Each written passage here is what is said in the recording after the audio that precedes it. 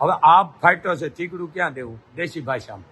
બીજું કે વાંક આપણો છે, આપણે કોઈ માં દોષ દેવાનો નથી. સમજી ગયા ને તમે? આ જ્યાં જો રાફડા ફાટી નહીં રહ્યા, જેમ શીતળાયું ફાટી નહીં એમ આ ભુવાના રાફડા. સાચા ભુવાને વંદનીય છે, સાચા સંતોને વંદનીય છે, પણ આને હું રાક્ષસ કહું છું.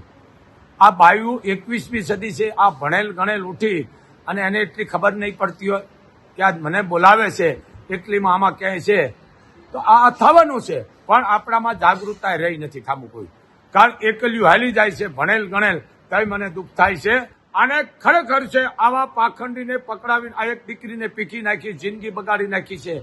આ જગ્યાએ જોકે મારી તો કરોડો દીકરીઓ છે, બધી રાજબાઈઓ છે. રોનકભાઈ, આ દીકરી આપણી હોય તો કેટલો આપણે દુઃખ થાય. મારી નાખી એટલો આવે ને આપણામાં કે આને કાપી નાખો છે. તો કોઈ પણની દીકરી 18 વર્ષની એ માની દીકરી છે. આવા બનાવ બને છે. આ સરકારે કોઈ આની માથે નિયમ તો કાયદો ઘડ્યો નથી. એટલે કહું હાચા છે ને મુબારક છે ને. હાચો છે ને કોઈ દિવસ આ કરતો નથી. હાચો છે ને ખબર નથી પડતી કે આ કોણ માતાજીનો ભૂવો છે, ખબર નથી પડતી. પણ આવા પાખંડી છે તોય તમે સમજતા નથી. રોનકભાઈ, હું 18 વર્ષને કહું છું, એમાં હું આવી ગયો છું. આને ખરેખર આને છે ને સરઘસ કાઢવું જોઈએ. હું કહું છું સડી પહેરાવી ફેરવવો પડે એટલે બીજા આવું કરતા બંધ થઈ જાય. કારણ કે આમાં સાચા સંતોનો ભુવાનો મરો છે.